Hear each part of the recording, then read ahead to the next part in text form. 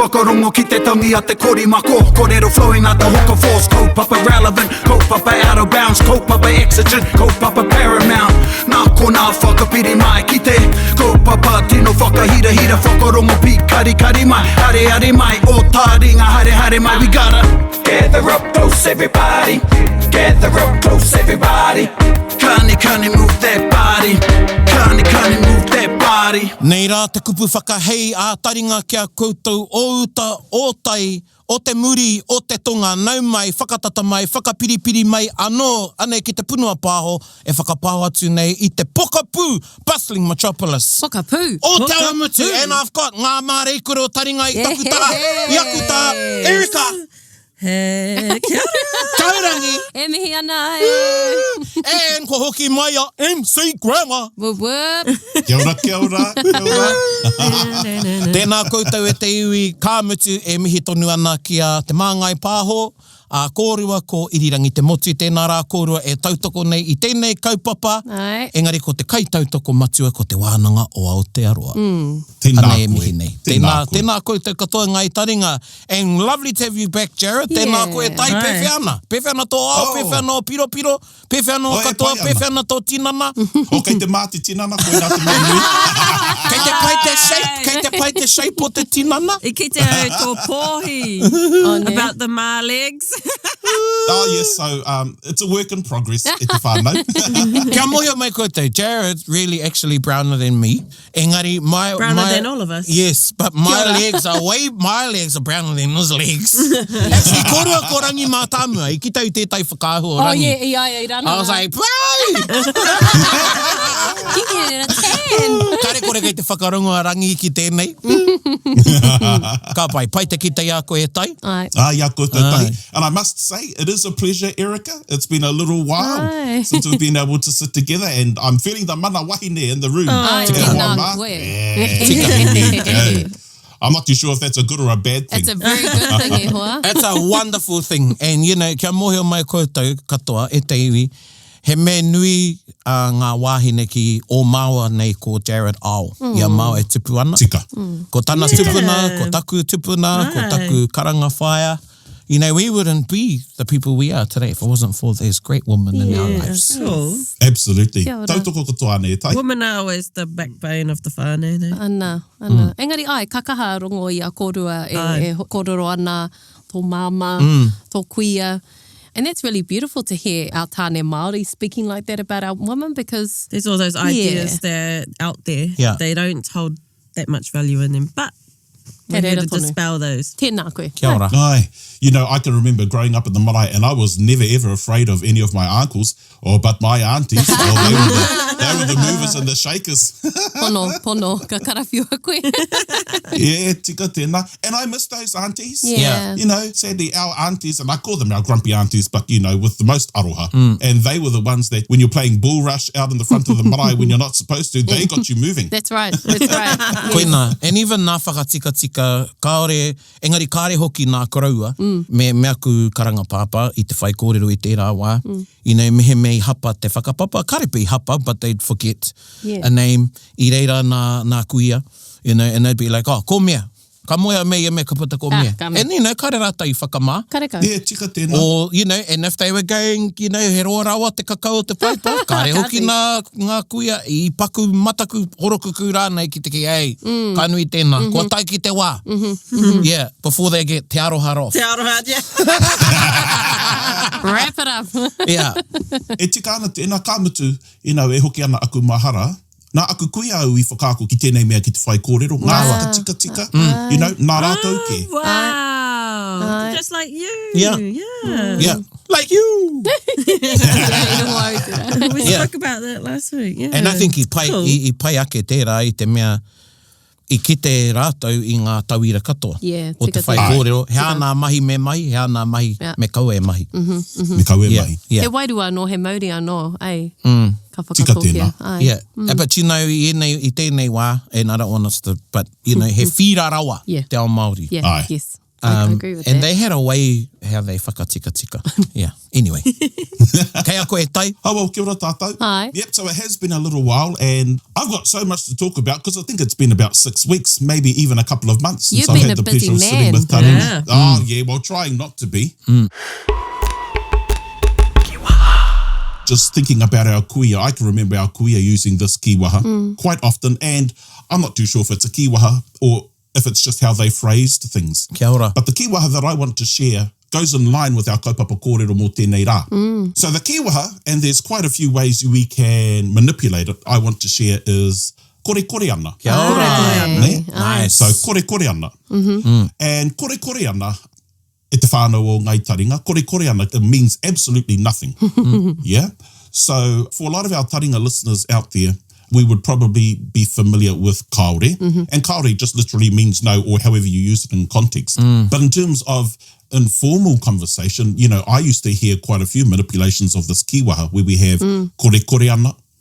My aunties and my grandmother particularly, they used kare kau ana. Yes. Kia ora. Kare kauana. Oh, yeah. But of course, that can't be confused with kaore kau ana. Okay. Kia ora. Okay, I don't know what the difference is. Well, and this is what is going to be a good segue into our kaupapa for the day. Ai. So kore kore ana means, well, kore kore ana, kare kau ana, and kaore kau ana, they all mean absolutely nothing or something very similar. But we know we have kore kore, and then karekau, and then if we're from Te Tai Tokerau, they would probably use horekau. Kia ora. Yeah. But kaore kau ana, Yeah. ka pai, kaore kau ana, is the use of the kau as an emphatic. Yeah. See? Yeah. Emphatic. Yeah, we're not focusing on kau today, but I know Parari, he's chomping at the bit to have a kōrero about kau. I don't know. Karekau is actually one word. Yeah, so karekau ana, Aye. but kaore kau ana, well, you know, that's 3 separate words. So when we think of kore kore ana, karekau ana, kaore kau ana, you know, they all mean absolutely nothing. But I actually think the strongest of these 3 kiwaha, if that's what you can call them, is kaore kau ana. Yeah. Ai. Yeah. Kia ora. And there's a way you delivered it. Like I could say to my grandmother, he moni au, and she would say, oh, karekau ana. Yeah. But if she actually wanted to make it more emphatic, she would say, kaore kau ana he roro o tēnā tangata. Kia ora. I can remember her saying that, and I knew that she was using the kau in that context, you know, as a postposed particle. Hei whakakaha ke ake i te kōrero. So, you know, ngai taringa, we've got kore kore ana, kare kau ana, and then you've got kaore kau ana, which I think is just one step above, you know, absolutely nothing. So you have an emphasis in there as well. Yeah. Kia ora. Okay. Yeah. I have a pātai. He patai, Ai. ka pai. So, e rā momo tauira, what about when we use tino kore nei? Is that haha te wairua o tērā rerenga? Well, ko taua wairua anō. Okay. Yep, tino kore, absolutely not, you know. Absolutely not. Yeah. Yeah, yeah. Okay. Tino kore nei au e whakai ki tēnā whakaro. Yeah. You know, I just absolutely don't agree with that train of thought. Yeah. E pai tō pātai kahurangi because e whakaro ana ki te pātai, you know, that pātai he moni au. I would say definitely use kore kore ana Yeah. or kare kau ana. Yeah. Para kare E taku kore e ngā, whakamahi. te tino kore nei. Ai, But yeah. if someone said, oh, will you shout me? Then I might say, Yes. tino kore nei. Yes. No. It's No not bloody right. way I'm going to shout you. Yeah. You know, he rere ke te Te way. wairua. It's So- nice distinction Yes. between those, ko kei te wairua ko tahi. Yes. Yes. So, You hang know. on a minute. So, Hang on a minute. Hold up. Yeah.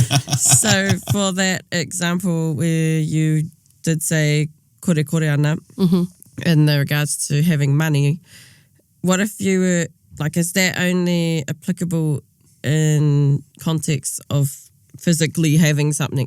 Like, what if you were like, oh, kei te aha koe, and that person wanted to say they weren't doing anything, could they say kore kore ana? Or no, not the right type of context? Pai Ooh, tērā that's a pātai. good one. I wouldn't. Yeah. I wouldn't say kore. I'd say karekau. Yeah. Yeah. Nothing. Oh, Yeah. Nothing. E aha ana koe Literally. say karekau. What are you up to? Karekau. Yeah. I'd say karekau. Yeah, same. Myself. Well, it all depends how you phrase it, Erica. So, like, if you were to say e hāna koe, and Parari would use karekau, which I would. yeah. But you could phrase it in a different way. You could say, oh, well, hea te mahi. you could say, kore ana he mahi. Oh, Yeah? Yep. Yeah. Kore ana he mahi. Yeah. I mean, it's a little bit different in meaning, but essentially it's the same type of kōrero. Aye. But Paraune's right, I wouldn't use kore ana if I'm doing nothing. I would say karekau. Okay. And I think that's a Taringa Māori distinction. Koina. He nui ngā whakamahinga o te kore, and I know this might paku kotiti tēnei, but ia koe kore ona Jared. I remember tētahi wā, I tai mai tētahi manuhiri, e harai te tuārangi, engari he rangatira. Aye. And I pātai tētahi o ngā kaumātua, kāri reira I taua huira, so this kaumātua wasn't at the hui, and says, well, nā wai I mihi, Okay. ne? Nā wai te rangatira rā I mihi. And the response was, nā kore noiho. Ah, yes, yeah. Ka pai. Oh, he rau e tēnei. Yeah. That's beautiful. And you know, Erica's like going, what? It's like this, Really, this the- nobody. Yeah, nobody did. nobody. Yeah, nobody did. Nā kore noiho. Yeah. And that's what it meant. Nobody, and then, wow, I pukuriri te koroheke. Koina. Yeah. Because, well, kare te tai mihi he mataku pēr ki te mana o te rangatira, but then te mutingeho I he te tikanga. Yeah. Aye. Yeah, so that was the response. So that's, you Right, know, so e tai nā whakamahinga, kore I'm not noiho going for off on a tangent, nobody. but ia koe. He pai tēnā tauira o te personification, ne? Yeah. So using the word kore as like, Yes. so kore did, Yeah. you know? Yeah. And, te Māori hoki o tēnā whakatakotoranga Yeah, e tai. Aye, Yeah, aye. nā kore Gonna noiho. note that down. Yeah. Nā kore noiho. Yeah, well, you could I even love use that. a ma, Yeah.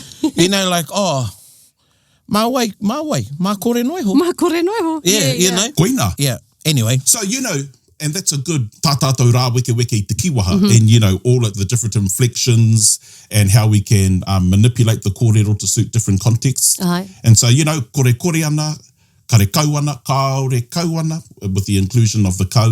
They all mean something similar, but actually, when you think about it, they all have a specific place in terms of different contexts. Yes. Nō reira, hei whakaaro mai mā te hunga e whakarongo mai nei. Aye, Kia ora. ātaha. Oh, you Kia always ora. have the best, like, do you think about these a lot? Or does it just come to you just before we have our taringa? Well, let's just say, kāra ui moe ina Your next. Oh, yeah, no.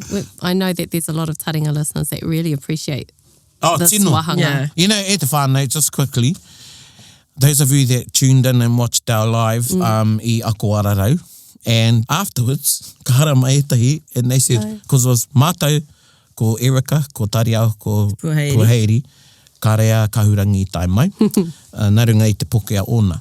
Ai. I muri mai ka ki mai tai ki au. Oh, we thought MC Grammar would be up. Oh, yeah. So they can fan, Because Jared was actually the MC or the Tika, event. tika. You know, so, you know, some of your fans came. Expecting. Yes. Expecting I wā you rātou nei there. hoki. Tika. I wā koutou nei hoki. Me whakarongo ki tēnei. But kia moe mai koe, Jared, e aroha Ai. ti ana koe, aroha nui ti ana koe. Ai, me tēnei wahanga. Oh, Aye. tēnā koe. I actually, you know, at Ako Ararau, before we launched into our kaupapa, we had a whānau come up with me, and it was my first taringa whakāhua Oh, with cute. some of the listeners. Yeah, and ko te hunga I tono mai ki au, kia whakāhua tia mātou, he tamariki. So it was wow. actually, I think Cool. they were 7 and 11, and they were avid listeners of taringa. Oh, Cool. beautiful. And so they wanted to come up and have a whānau photo. And, Oh, that's and I cool. was freaking out. That was how cool. And just to note that taringa is not only for our adult audience. Yeah. Kia ora. We're actually having a that's real so impact cool to on our know. tamariki. And koinaka te mea nui. Yes, I heard that my nephew, he is all of 3 years old. This puts him to sleep because he thinks that his Uncle Shay is praone. Ah, piwari. Yeah, and then I had this other guy that I know, Nigel, you might be listening, but he said, oh, my dad hears you all the time. I didn't know what he was talking about.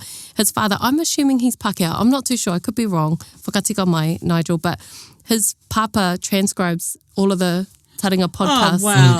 Hey, you know, hei whakapakari tōna reo I tana That is moho ki te ao Wow. Māori. So I don't know what your name is, Papa, but e mihi ana ki a koe. Yeah, it's cool, eh? Yeah. Just on that note, a bit of a hurita. When we had our last episode, we were talking about language of inclusion. Kia ora. And actually, ko mātou ana he ko ngā tāne, wahine mā, and we missed you because we started going rogue. Well, actually, it was Praone and Te Puaheiri. Not They surprised. started going rogue, you know, and it was getting borderline inappropriate, but we managed to stay within within the koe. We boundaries. started going Koe. roke. Kupu ho. Yes, wa anei maua.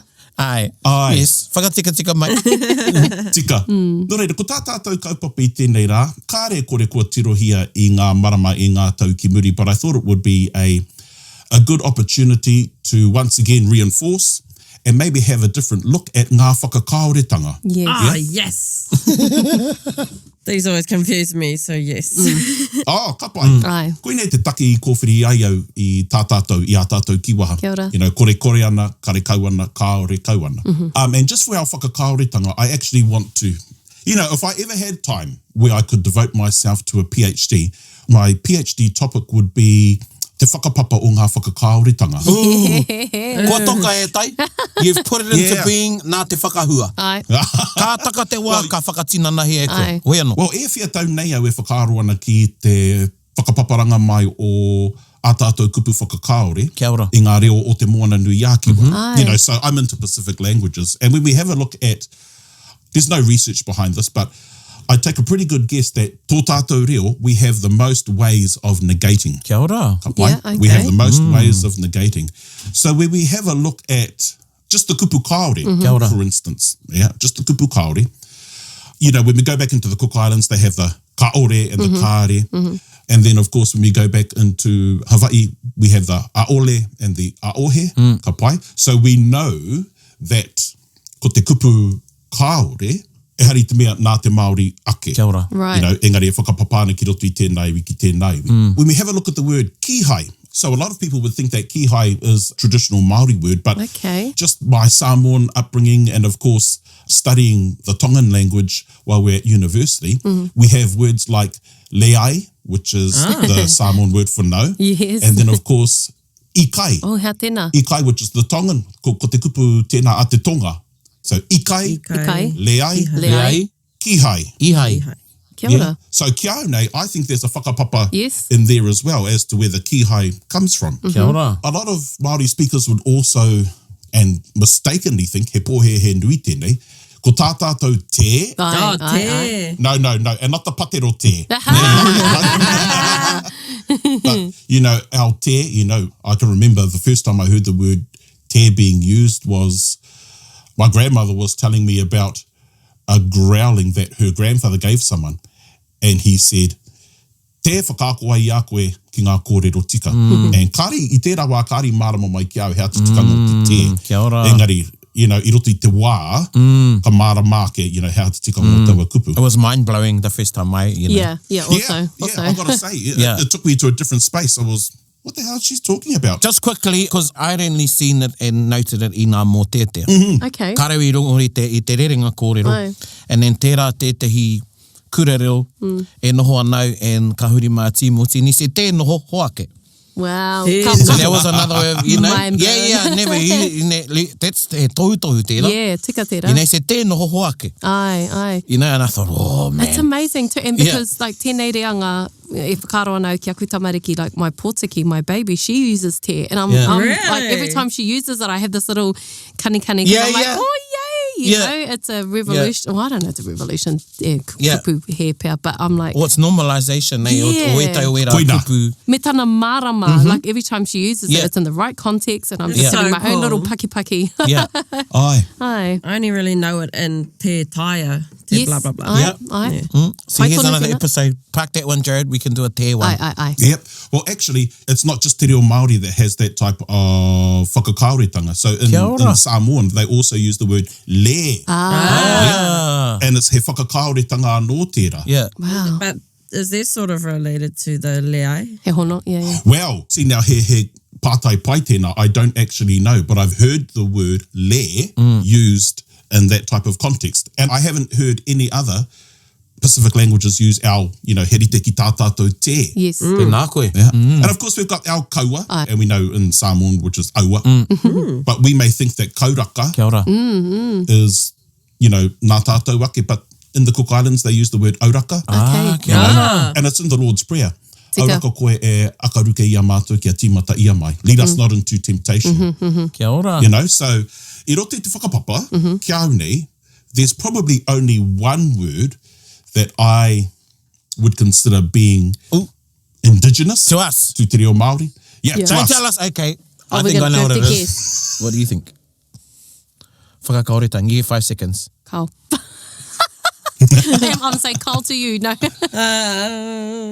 Well, kore? Have we? Oh, yeah. He ake a koe e tai? E hara. Tika. It is? Ko te e hara. Because you already knew. You No, I already didn't. No, you, But you he te did. Yes, Yeah, that's so fine. ko te e Anō nei hara. wini au i te loto. Take it easy. I think if you had a bit more time to consider, Yeah, I yeah, think yeah. you two would have landed there. Taka, taka. Yeah, Ni I was te e just hara. kind of trying to think like, I was in the K. I was what in the have K we category. not mentioned yet? But yeah, we Yeah, haven't tika, e mentioned hara, it. e hara. Ah. So when you have a look at the word or e hara I te mea, I know there's a similar phrase within Samoan which is le ai se mea. You know, it's not as if. Kia ora. It's not as if. But that's not e hara. Kia ora. True, true. You know, it's that's not not e hara. one It's a word. similar structure, but it's not the actual e hara. So, you know, I'm still doing a little bit of research. But like I said, if I won lotto and I could do what I want, I would actually go seriously consider doing my PhD. No reira e tai pātai paku tēnei runga i o rangahau, punua rangahau nei. That is how I used punua e te iwi. I o punua rangahau Māori nei. Ai.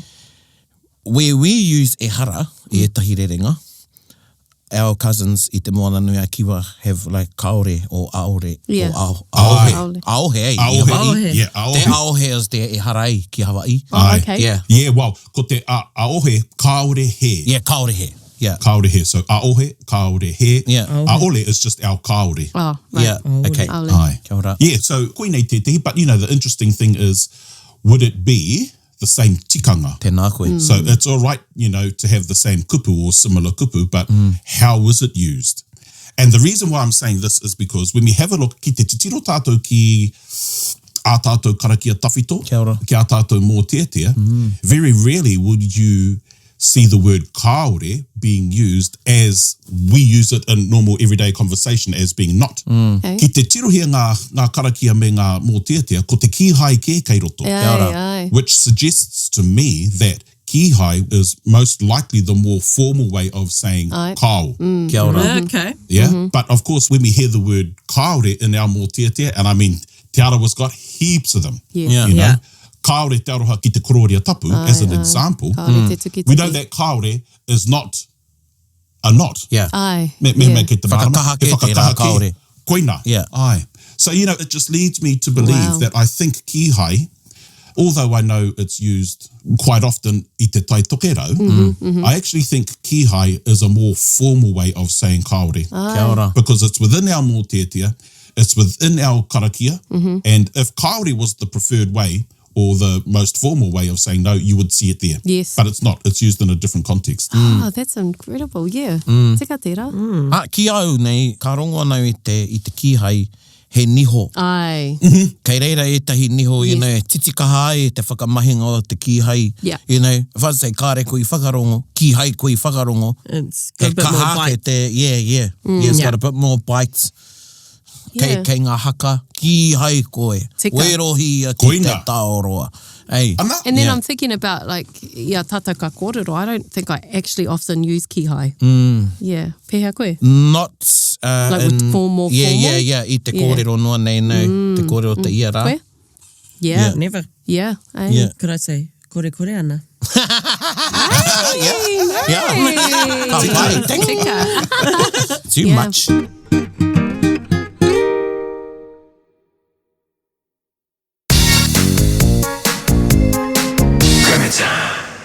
Yeah, so when we have a look at the use of kihai, yeah, I would use it the same way too. I would use it more formally Yes. as opposed to te kōrero or te iara. Aye. I would just use kaore or the different variations. Now, there's heaps of variations for the kaore. Yeah, we have kaore, karekau, and te tai tokerau. Oh, man, they have heaps. Yeah. Yeah. You know, korekau, horekau, you know, there's a whole lot of variations to our kaore. Kia ora. Okay, so we'll get into it, Ne. I was like, we're deep. No, already. No, kei te pai karawhiua. I just really wanted to remind our Taringa listeners about some of the expectations i roto i ngā whakakaoretanga. Kia ora. And what I mean about expectations is that there's a number of ways where a sentence can be correct, but there's fewer ways where a sentence can be Māori. Yeah? Oh, wow. A tahua tēnā Well, Okay. ai. Yeah. Hea tō whakamaoritanga I tērā rerenga e tai? Because, that's a great I quote. really like that, Yeah. Oh, well, he nui ngā rā weketanga o te whakatakotoranga kupu, Right. engari, e hari te mea he nui ngā mea e Māori ai ki te taringa. Kia ora. Ai. Kei te marama tērā? Nice. Ai. I'm not Yeah. too sure if that was a strict translation. You caught me off guard. Yeah. Well, hey, you did well. You Yeah, did well. you did well. You'll come up with a better one then. Yeah. So there's a number of ways where actually, you can rearrange a sentence and it be correct. But what sounds good to the ear? ora. Yes. Yes. Yes. So I just really wanted to remind our Taringa listeners that whenever we're using kaore, normally the actor or the subject directly follows the kaore. Yeah. So as an example, ka kōrero a paraone a popo. And we all know that to negate the ka, it's kaore and e. Yeah. So kaore a paraone e kōrero a popo. Yeah. Or, ka heke ngā manu ki ruhia a te raumati. Kāre ngā manu e heke ki ruhia. So it's the kaore in the air, but it's where we place the subject or where we place the actor that actually makes it more Māori. Mehe mea e māramana koutou ki tāku e kōrero nei. Because there are some texts out there which would allow you to manipulate the sentence more and still be correct. But I never ever heard my old people speak like that. Yeah. So, I mean, and koinei te kōrero a Timoti, ne? Ko te taringa Māori e tōnei te kaupapa ki mua. And koinei te tehi kōrero e tō ai tiana e Auntie Pāns mā. So, Timoti says that the Māori ear would pull the subject or pull the actor to the front. Yes. And that's not only just within our whakakaoretanga, it's actually with our pūmuri that we've spoken about. Yeah. And there's what the Māori ear listens for. Tēnā whakatawira hia mai ki te hunga kāre te mārama ki tāu e kōrero nā. Yes, please. One you prepared earlier. Well, I'm just saying, like you could say, all the people went to town. Yeah. So a lot of people would say, I haere ngā tāngata katoa ki te taone. Kia ora. Yeah. But actually, how I would phrase it, and this is just my taringa Māori kicking in, I would say, I haere katoa ngā tāngata ki te taone. Kia re katoa. Oh, okay. Yeah. Yes. Yeah. I haere katoa ngā tāngata ki te taone. I haere ngā tāngata katoa ki te taone. Yeah. Ihare. I haere katoa ngā tāngata ki te taone. Now, there are some people that would say, well, actually, the katoa emphasizes the haere, but that's never been my experience when my old people have spoken. So they would naturally pull the katoa or the tonu to the front. And koina te taringa Māori e mahi nei tāna mahi. Kia ora. He orite anō ki ngā whakakaoretanga. We bring the actor, we bring the subject to the front to follow the, comes directly after the kaore, which makes it more palatable Yeah. to the Māori ear. Yes. Yeah? Yeah. Pewhi o whakaro ki tēnei kōrero e tai? E whakai ana? Didn't I would think say about it that. that way too. Yeah. It just, and Kia ora. sometimes that's really hard to share with others. It just sounds better, and that becomes he takunga tērā i etahi wā, and te taia te āta whakamārama, but you've got a great whakamārama. Yeah. Yeah. Yeah. And I, i au e whakarongo ana kia koe, Jared. The other one I sort of pick up very quickly on is the use of kareku I whakaro ake. Engari, I tērā, I ki koe, koe nei tāna mahi. Ah, yes, yes. Now, there was emphasis there, Yeah. hence the Could have said, koe nei tāna mahi. Yeah. But koe nei tāna mahi. So I ona wāra, ko te o he, and I know I'm going on another one. Yeah. As you do. But yeah. Engari, I au e No, whakarongo whano. and I was going, those are some things that I hope that koutou ngai Picking them taringa up, mai, pick up. Yeah. that you're hearing. Yeah. Because You know, you're I- right, though. I have seen so many times when they're like, I don't know if it's our or just use tana. Yeah. Okay. Yeah. Well, you see, Parani just used a really good example there where you cannot use the neutral. Yeah.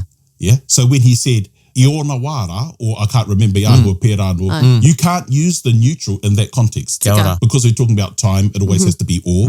Yeah. But you see, you could not use the neutral, it'll just sound dumb. Yeah, I don't know. Iana wāra. Iana Iana wāra. wāra. Yeah. Iana wāra. Iana wāra. Iana wāra. You know, or he wā ona, he wā tōna, you couldn't use the neutral there. He wā ana. So it's always a good reminder for our taringa listeners that Kawa. he mea nui ki ako I te a me te o. Yeah. No whētaia te karo. Koina, Me ako. me ako. What did you say? No whētaia te karo. Ah, Ai. thank you. There's no way you can avoid it. Yes. Yeah. Yeah. Ai. I like that. Yeah, wahiki waha no te rāne. No wheau e whakae. Oh, I'll yes. never agree. Hello. Yeah.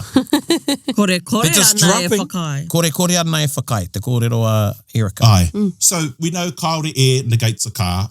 Ka pai. We know kaore i te negates the keite. Yeah, and the kaore e ana. I think most of us are familiar with those, with the different ture. That kaore anō kia. Ka pai. That's the one that That's gets the me. That's the one. Yes.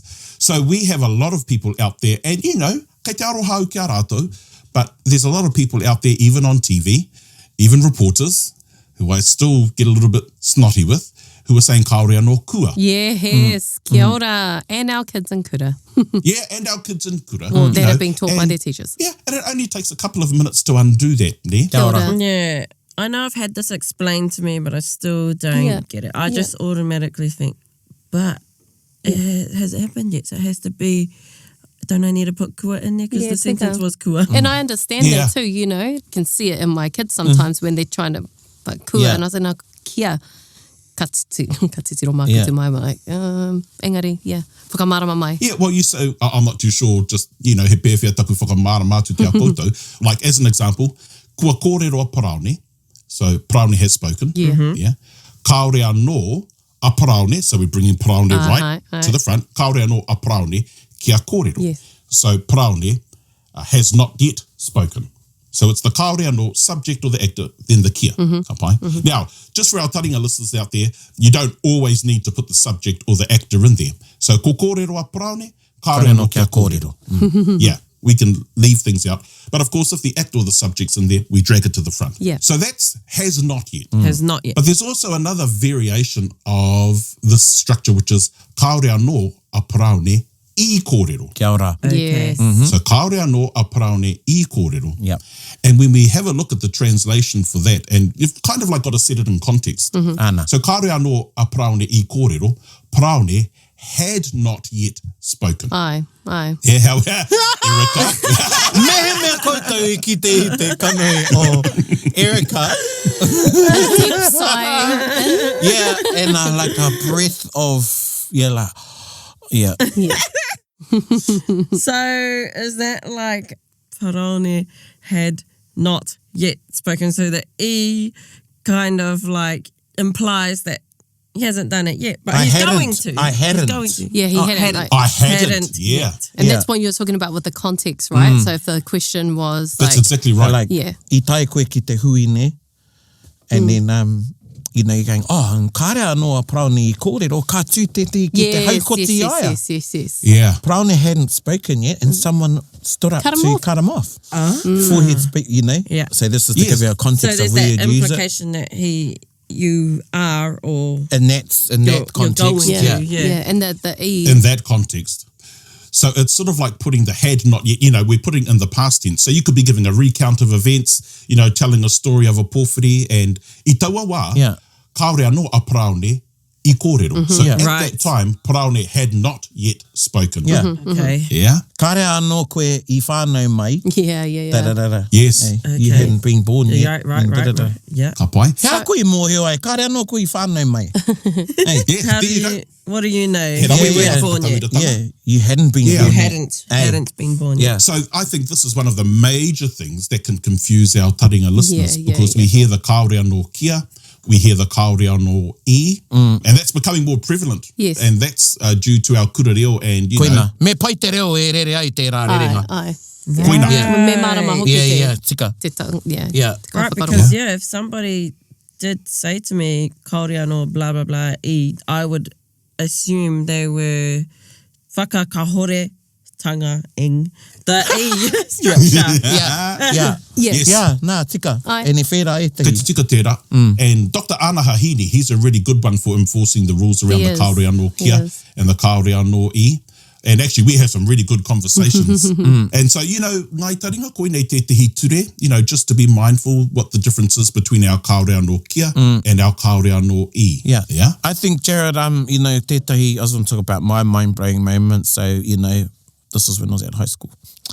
Heri te tonu taku ki kāre anō kua. Yeah, right. And I whakatika nau e taku kaiako, e matua rangitihi. And he said, praone, kāre anō kia. Aye. And I said, oh, I know how, I just can't get it. And then he said to me, Mua koe ki te rerenga, kia tai koe ki reira. So when you get there, Ai. hey, kia tai koe ki reira. I went, oh yeah. Ka, and he goes, wow. Now just whakarotia ko te kia, is something that hasn't happened. You know? Like kia kaha, kia toa. Hey, kia manawa nui. It's telling you, even though it's a tohu, that one is. Ai. Is a kia tai koe ki reira when you get there. When you get there. And I went, oh. And then I just Marama saw it in no. my i roto e ku whakaro. Oh yeah, Koe kārea kia. no kia. Yeah. You know, while Paraone is sharing, I'll share too, and it probably leads me to our final kōrero for this session. You know, I used to go around and say things like, kaore taku motoka. No, I used to too. I was going to talk about this. I used to say kaore taku, and I can't believe it. And my grandmother, when I used to speak like that, she just used to give me this disgusting look. Engari, e whio o tau i te rawa. Oh, i te haikura. Well, Engari. I was much later in life. Yes, I was going to say, because Mr. Yeah. didn't have a license till you were much later, Yeah. And it was nā leo nau i whakatika. Nere. And we were talking about our cards. Yeah. And so, kia mohi mai koutou, i kawe au i tēnā kōrero ki te whare wānanga. Ai. And it wasn't until I was doing te pihinga, I think it was with Poia Rewi. Poia taku kaiako i tērā wā. And we actually started to have a look at it. I think about it now, and kāre aku kaumātu i whakatika mai au. But yeah, I was saying kaore taku all the way up to te pihinga. Kia ora. I te whare wānanga. Okay, So I'm why? sitting here and going, okay, what's so bad about it? Yeah. Explain it to me, please. Well, i roto i te reo Māori, Erica, we don't have the capability of saying, as an example, I don't have a mother, a singular. Yeah? And this is probably something that a lot of languages... Singular, yes. That's like when you ask someone if they have any kids, you always... Kāre aku. Yes. Yeah, well, you see, I could say to you, he tamahi ne tāu. You know, so I could ask you the question in the singular, do you have a daughter? But you can't But if reply it's to me. tamariki, it's au. Ai, he tamariki au. But if I was to ask you, do you have a daughter? He tamahi ne tāu. You can't say to me, I don't have a daughter. Ai, yeah. You have to reply, I don't have any daughters. Yeah. And koe nā te whakaaro Māori. Ai. Koe nā te whakaaro It's Māori. not, I kawe. don't have I don't have any. And it comes back to this inclusiveness and collective. Ai. Like waka, eh? Ai, So that's why you should, instead of saying kāre taku waka, Yeah. you should have said, Kāre oku waka. kaore oku waka. it's the Okay. collective. Kaore aku moni. Yeah, kāre aku. Aku Right, moni. yeah. He But see, I always used the aku or oku when it was plural. Other things, yeah, engari anō. Plural things like moni. Yeah. You know, engari i tino whakapono au, ko te kaore taku. Tāua. Yeah, a hau hoki, Yeah. i reira, yeah. Yeah. Ahau tēnei whakaaro nei tērā pia, ko te, ehara i te whakawai. Engari ko tō tātou mōhio ki te reo Pākehā, Yeah. ehara whakawai i o tātou Nā, whakaaro. tika tērā. Yeah. Ne? Kei te whai i tērā Yeah. whakaaro. Yep. And so, you know, one thing that I'm absolutely delighted about is that Paraone wasn't born Superman. That's right. It had to be developed. Even later in life.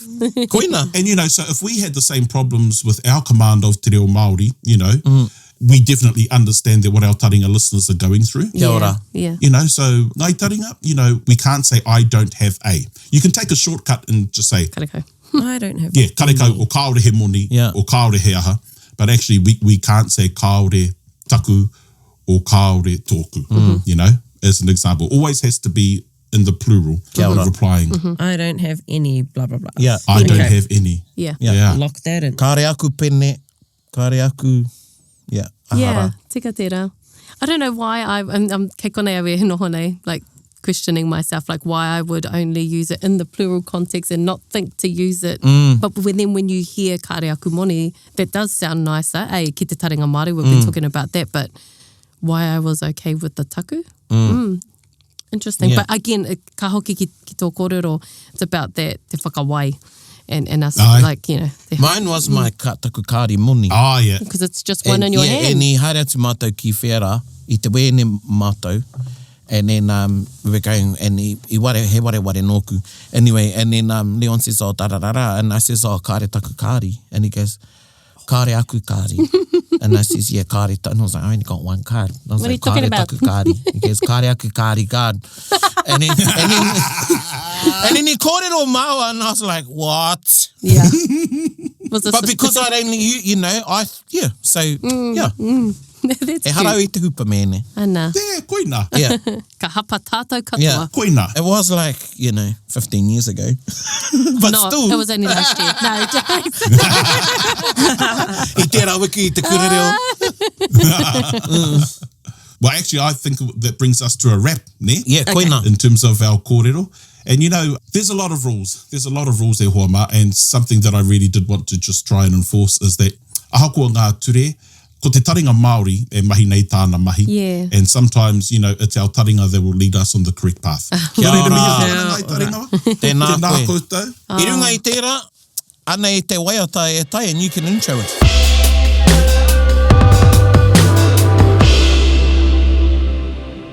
Nā reira, e te hunga e whakarongo mai nei. Nōko anō te hōnori I whai wāhi atu ki a koutou. So just hopefully you enjoyed our session e te whānau. And of course, it is my honour and privilege to once again join the Taringa team. Nā reira, hei whakakapi ake I ngā mahi I ngā kōrero-rero I tēnei rā. Anei te waiata, kia tika rā, nā te rōpū, te kākano. La la la la la la la.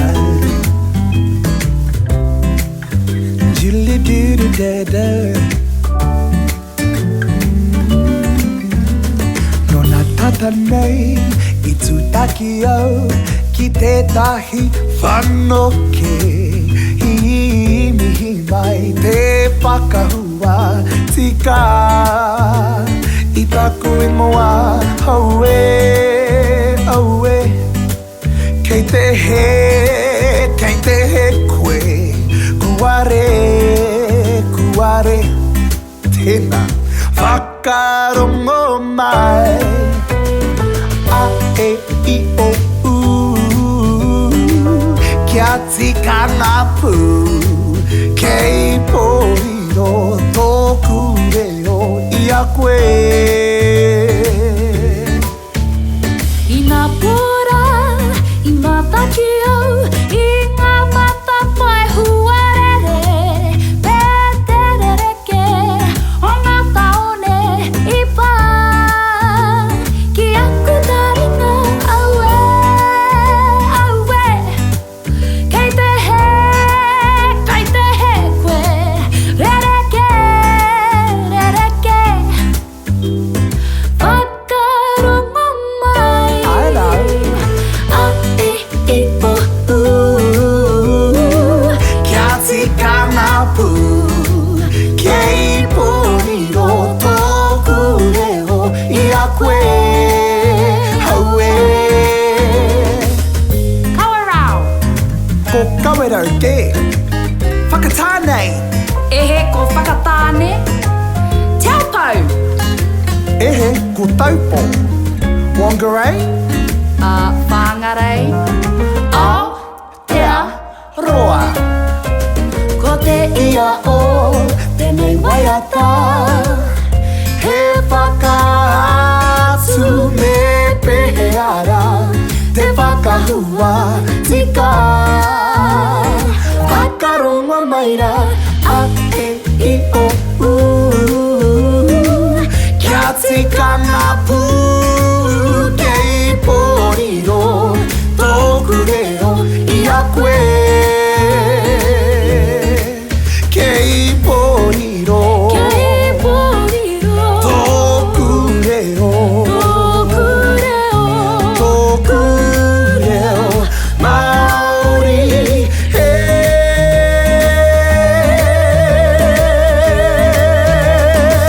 Kia tikara Wā, te hāngai o tērā waiata ki tēnei nohoanga tahitanga. That was so cool. Aku tuahine, it was Ira, cool we as. tēnā. Yeah. Yeah. And was some mind-blowing Always moments in dropping there. the bombs there. Ai, ai. And e tewi kia tikara, ahakoa e hangai ana tērā waiata karewara wātu ki te whakahua. Hoi anō, kia tikara. Yeah. Yeah. Kia tikara. Ai, ai. Kaore anō. Kāre anō kia, kāre anō i. There you go. Pai tā tātou noho tahi. Tino, I rawe ki au. Ai. Te noho tahi, ko hau tēnei, the thorn amongst the roses. Oh, I was waiting. I was thinking, which way is he going to go?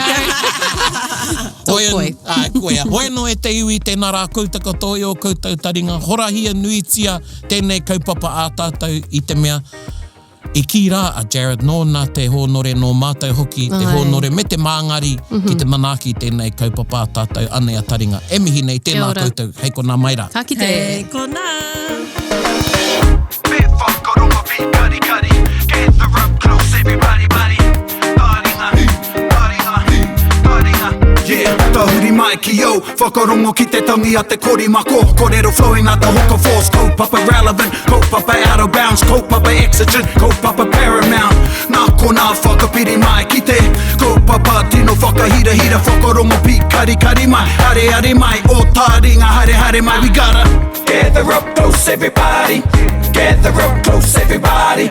Kani kani move that body. Kani kani move that body. Taringa, he mea tuku nā te wānanga o Aotearoa. Ā, nā te māngai pāho me irirangi te motu I tautoko. To listen to more episodes, search for us on your podcast app and subscribe, or follow us on Instagram and Facebook. Taringa, whakarongo mai.